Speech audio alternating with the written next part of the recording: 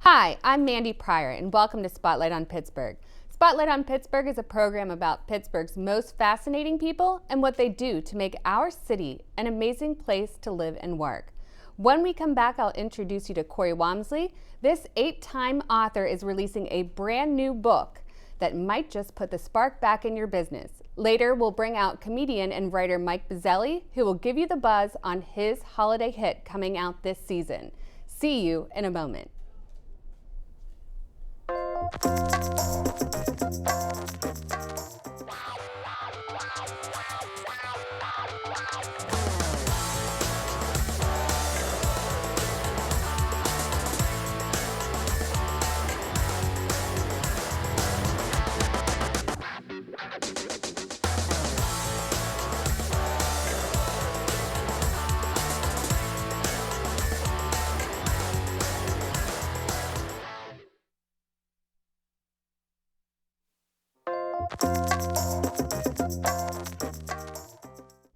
Hi, thanks so much for coming back. Right now we have Cori Wamsley on. Hi, Cori. Hi, Mandi. Thanks so much for coming on today. Thank you for having me on. So, Cori has a new book out, but before we get started on that, we're going to talk to Cori. Tell us a little bit about yourself, some of your background and some of your inspiration.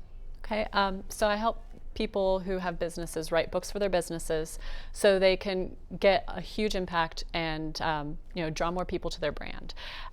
When somebody writes a book, it helps people connect with them a little bit more. It helps them understand their story and what they're all about, and they can use it for so many different things. And that's really my passion, is getting people to get more visibility and be able to spread their big message. And so is it just business books, or do you help with all kinds of books? I focus mostly on business books because it's a completely different process between business and fiction books. And so, who's your typical client? Who's looking to write a business book? A lot of coaches or speakers, they want business books because they want to attract people back to their offers. They want to get more speaking gigs, get on more podcasts, all of that kind of stuff. And when someone writes a book for their business, it makes them an instant expert. Instant expert, I like that. Yeah. Maybe I'll have to write a book. And so you've helped other businesses before. And can you tell me a little bit about some of the things that you've worked on? So I've actually helped a lot of people write books in the last couple of years, and some of the successes that have come out of that have been just amazing. For example, my client Stacey Rasky, she came out with a book in July, and she has just seen phenomenal results from her book. It's called anyway. She knows it. She knows it. we all know. StaceyRasky.com. But her book has been able to help her get booked on more podcasts. She's actually been able to team up with other experts and do events. So she's seen a lot of growth in her own business just because of that book. So it can really help business leaders out there kind of put their foot forward, because obviously there's a lot of competition. Yes. And so, what is the process of writing a business book? What is it about? It's about finding things that are going to connect with your audience and figuring out who that target audience is to begin with, picking a subject that's really going to resonate with them, because, you probably talk about a lot of different things, but you need something that's really going to help them. You want to focus on what their challenges are. So that's where you start with your business book, and then you can go into laying out the structure for it, and that makes it a lot easier to write. And I know a lot of people think that you just sit down and you just pour out this book and it's magical, and yes, and you get up the next morning and you're like, oh, I have a book now. That's really not how it works. That's not how it works? Yeah, shocking. Wow. So I help people with the structure. I help people figure out exactly what they want to say, because you already know what your big message is, and I just help you get it out there in the right way that's going to connect with people. And what do you think is the biggest hurdle, the biggest struggle when it comes to starting a book or completing a book? I think there are actually several, but one of the bigger ones tends to be that people don't feel like they're ready for it. They know they want to do it, so they kind of waver on it. I've had people come to me and say, I've been working on a book for 10 years. I've been working on a book for 20 years. That would be me. And and it doesn't have to take that long.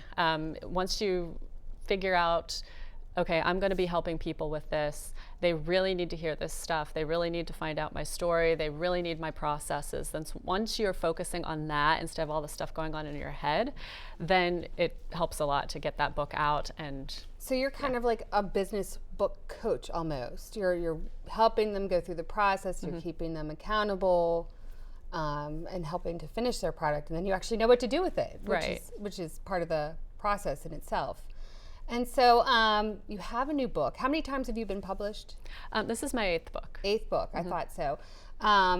What other books have you completed? I mean, I know you've done different genres as well, which is always, you love writing, obviously. Yeah, well, my first books were 4 in a series of middle grade fantasy, which is, think Harry Potter. So I wrote those first. I went on to write a women's literature book, maybe chick lit, however you want to categorize it. I love it. And I did 2 that were children's. The last children's book I published was this year, and it was with my daughter, who is about to turn 7. And it has a great title, and I forget what it is. Monkey Mermaid Magic. I knew there was something with mermaids and monkeys, and I didn't remember the whole thing. And so now you have this brand new book, The Spark Method. Has not hit shelves yet, correct? I launched an advanced copy earlier this year. It was kind of so I could say, look, I wrote this in 6 weeks. You can do it too. I had a goal of getting it done for the Pittsburgh Business Show, and I did it. Good for you. And then I've gone back through and added some additional material. I spoke with Daria Chisholm, and she's giving me a foreword for the book, which is very exciting. So it's a different, it's basically the second launch of this book, but this is the full launch. This is the full launch coming up. And so don't give the secrets away, but give me a little synopsis about what the book's about and what you hope that, business writers or people who have always wanted to write a book to achieve their goals, what they can do to use it for your methods. Okay, so I explain a little bit about what the Spark Method is. So let me just touch on that. You do have to show the book too. Let's see if I can hold it up here. So I basically provide the structure, the essence, spark, and you bring everything else, the purpose, the audience, the resources, and the knowledge, because you already have all of that stuff. And I'm using the book to provide that structure for you and kind of explain what you need to do within each chapter, what you need to do in an introduction, how to lay out a book, basically everything you need to know to actually write the book. That's great. And so what motivated you to write a business book? Well, since I help people write business books, I thought it made sense to have one myself. And then I also wanted to have something that, for people who weren't quite ready, or, everybody's different. Some people are like, I'm jumping right in. It's kind of like like dipping your toe in the water a little bit. Yeah. So, and so you wrote your book 6 weeks? Yes. How many hours would you say a book would take? Obviously everybody's different, but on average, if they're reading this book and they're getting motivated, how quickly can you do it? Do you think most people could do it in 6 weeks? I think it's possible for anybody who has any sort of materials already written. So I went back through and was looking at stuff that I already had done, and I pulled a few of those things. And that's how I actually kind of developed the spine for the book, was just little pieces I had already written. And then I went back through and added in other things that I knew were going to be really important to the process. And what would you suggest to anybody who wants to write a book, who you're going to say they have this copy in hand? What would you tell them to do with the book when they read it? To do with my book? Yeah. Basically follow it step by step, and that will get you all the way through the process. But the most important thing to do first is figure out who you're talking to and what their biggest challenges are. And is this going to be a series? Are you going to have different methods and methodologies? Or am I getting ahead of myself? I haven't given that a lot of thought yet, but I imagine there will be more books. Once you've written 8, you kind of keep going. And I want you to reveal one secret today. Like one secret tip that no one knows that can help everybody out there. What would you tell them to do? Or what's the secret behind the book? Give them one tiny piece. Don't commit to the title before you write anything else. Oh, titles are the worst, aren't they? Because you have a blank page, so everybody thinks they have to sit down and write a title. It goes back to when we were writing papers in school. Like, if I just get the title, then I can have the whole thing done. I know what I'm writing about, and that's that. But that's not quite it. So don't commit to the title yet. Commit to what challenge you're actually addressing. That's big. I mean, I can honestly say, so just coming back, I was an English major. I wrote tons of papers, and that was always the hardest part. And I would wait till the end because I had no idea that it would change in so many different ways. And, you know, it just has to come to life, I guess, before you define it. Kind of like having a baby, you know. I mean, I'm just back from maternity leave. So, you know, that you don't name it. You try to name it, but really until it's here, it's not really. Right. That's not really the name. So. Well, is there anything else you'd like to share before we go on to Mike today? Well, if anybody wants to connect with me, they can send me a message through my website, and I also offer a freebie to help people figure out what they actually want to write about. That's great. Okay, well, we will invite you back out in a little bit with Mike so you two can chat. Our authors can talk because, you know, I'm not an author yet, I should say. So thank you, Cori. To find out more about Cori Wamsley and the Spark Method, go to CoriWamsley.com. We will see you back after the break.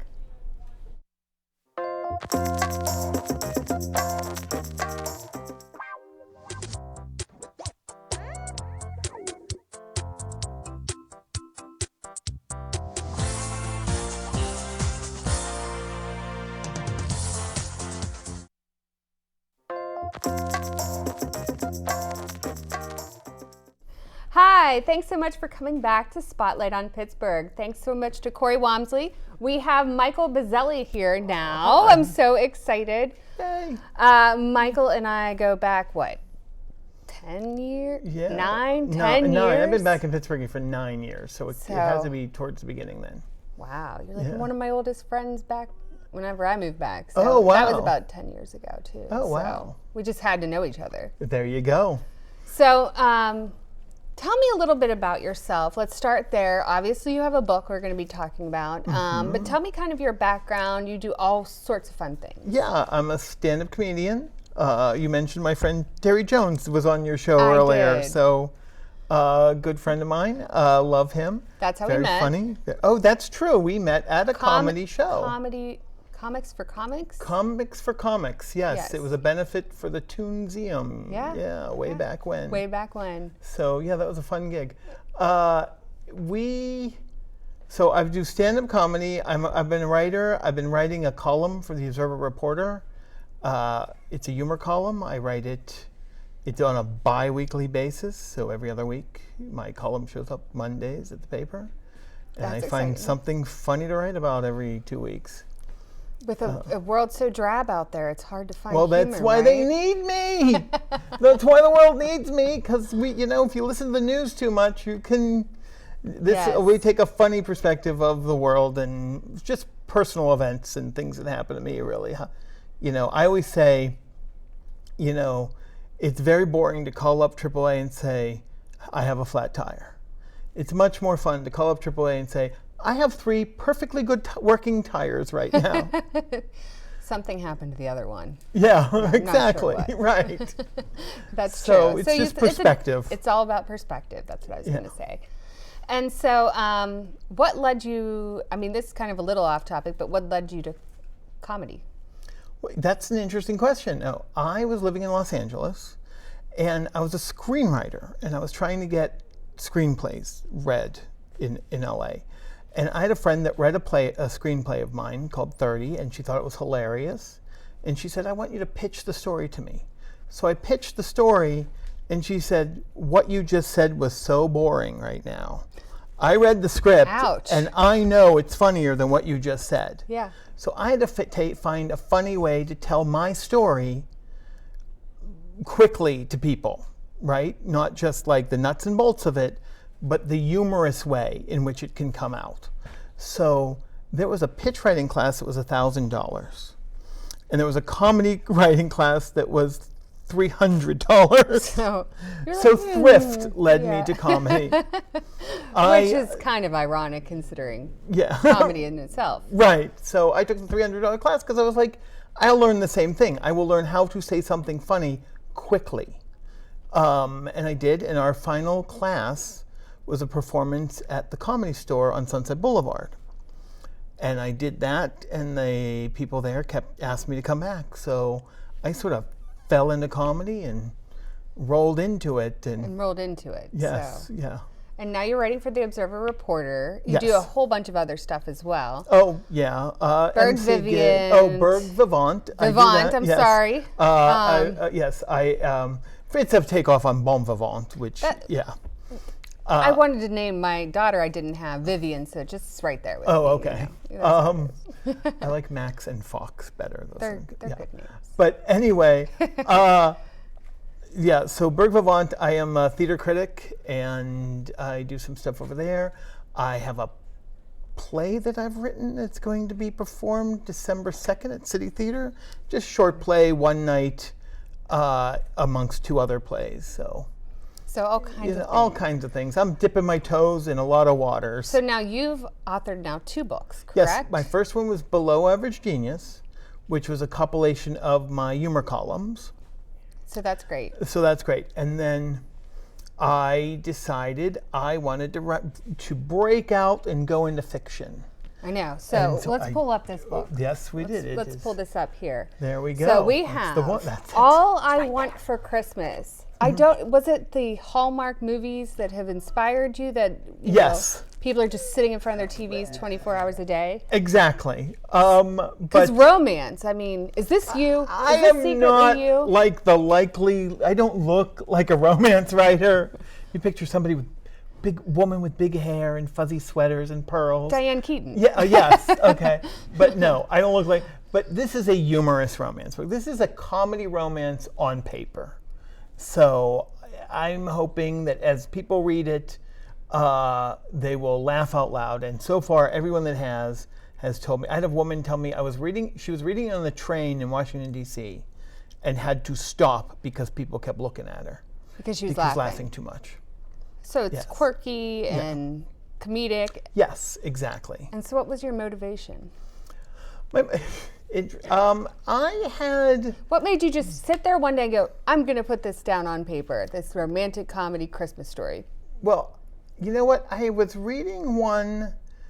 At Christmas, I get a little nostalgia and wanted to read a book, and there was one called Skipping Christmas by John Grisham. So I read that book, and it was supposed to be a humorous take on Christmas. And the final bit is very funny. There's a bit where he's stuck trying to really make Christmas happen all at once.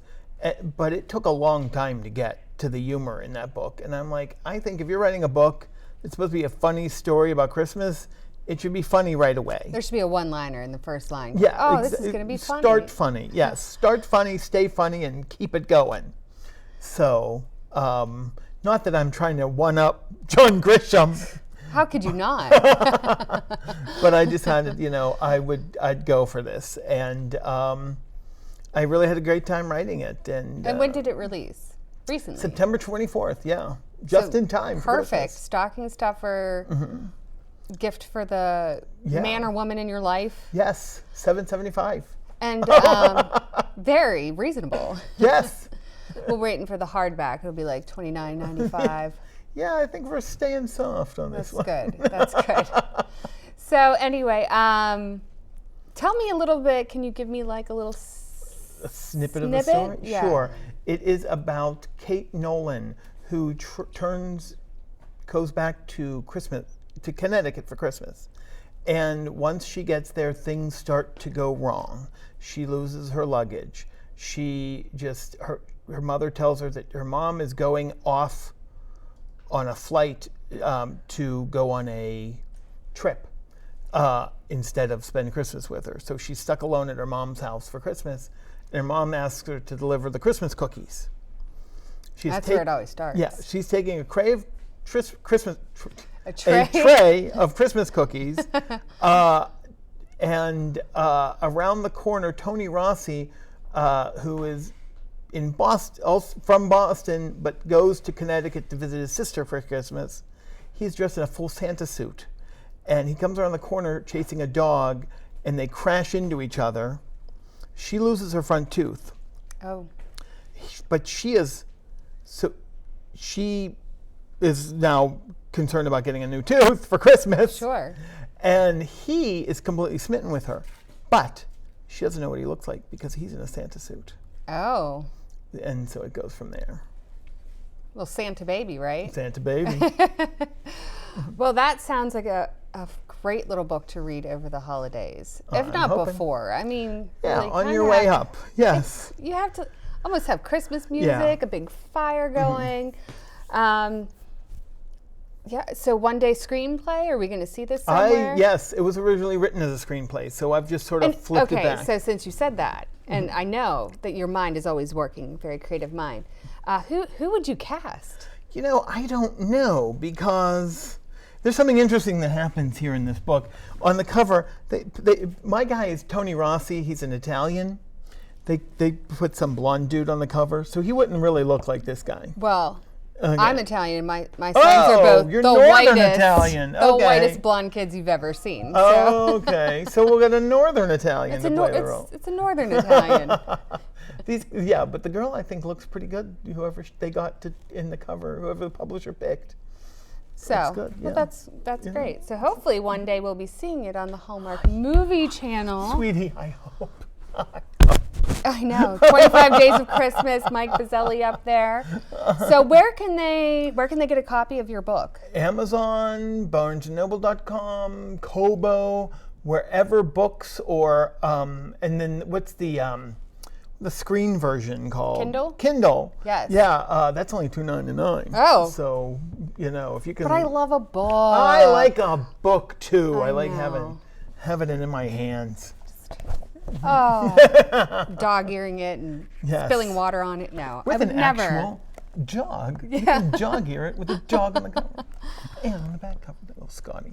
Oh, I love Scotty dogs. Yeah, my favorite. All right, so I am going to take a little break here. Okay. I'm going to get Cori back out here. Oh, good. She wrote 8 books. I got to catch up. And then you two can discuss being authors, and I can sit here and look back on the 4 books that I half wrote 3 chapters to and Okay. maybe get inspired. Awesome. All right, thanks so much, Mike. Thank you.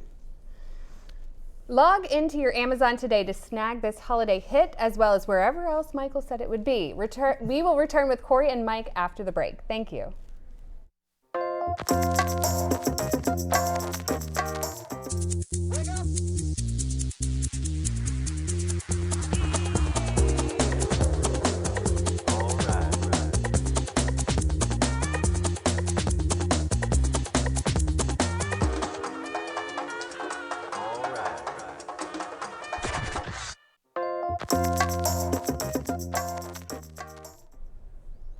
All right, so I am back again with Cori and Mike, and their 2 books. Cori's definitely great for the new year, getting your business started right.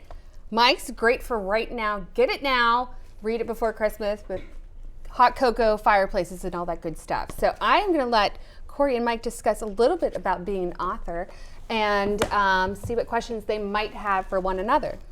Yeah, I want to ask you about branding, because I've branded myself as a comedian and an author, but what if I want to venture out and write a scary book? I feel like that would have to be almost a separate business. Oh, and like a different pseudonym or something. Make up a You might name. do that. I've written in several genres, and I always write under my name. But Okay. since Yeah, you're already, I love myself too much though to write under another name. The scary book is out. I mean, you could write a scary book and you could do it the same, but it would be 2 separate audiences yeah. that you'd be speaking to. Yeah, chasing a separate demographic is really an interesting thing. Yeah. I've found out, because as a humor writer first, and now I'm kind of a romance writer. I'm a member of Romance Writers of America now, which is crazy to me. Yeah. But I've found out that there's a lot more romance readers. Yeah, there are. Yeah, and they're very passionate about it. Yes, I they used are. to spend a lot of time, I'd say, okay, I'm going to read 4 classics, 1 chick lit. 4 classics, 1 chick lit, 2 chick lit. I just need that, I like that Balance. little Balance break is of good. something fun and poppy and Yeah. Yeah. So I will say the reason classics become classics is less because they're popular with the general public and more because some scholar basically staked their whole career on it. Yes, that's true. I would like to be Jane Austen of the 21st century. We nominate you Okay. as Jane Austen. Who would you like to be? Dr. Seuss. Dr. Seuss. Oh, good choice. That rhyme scheme is Yeah. hard to match, isn't it? My goodness, I have such hard times.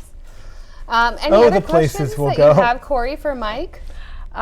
Okay, so what made you decide to do romance? Yeah, you know what? I really just want to do a funny book with a nice, happy ending. Okay. And it just becomes a romance, you know? Yeah. So, and I really like that because, like I said, the world is dark enough. So Yes. let's get as much humor in the world as we can. Yeah, I completely agree. Yeah. I'm a happy ending person too. There we go. I can't wait. I'm going to read this children's book. Monkey Magic. Monkey Mermaid Oh, Magic. the monkeys first. Yes. Okay. Yeah. All right, well, please do a holiday book exchange between both of you, and as well as I've already grabbed my copies of both books, so I'm going to be busy. Thank you both so much for coming on to Spotlight on Pittsburgh today, and I'm very excited to have you on. You're both excellent guests. Thanks for having us. Thank you. You're welcome. Thank you, Cori and Mike, for joining us on this episode of Spotlight on Pittsburgh, and thank you all for watching. Please follow us on Facebook and Instagram at Spotlight on Pittsburgh, and join us again when we shine the spotlight on 2 new guests. Thank you.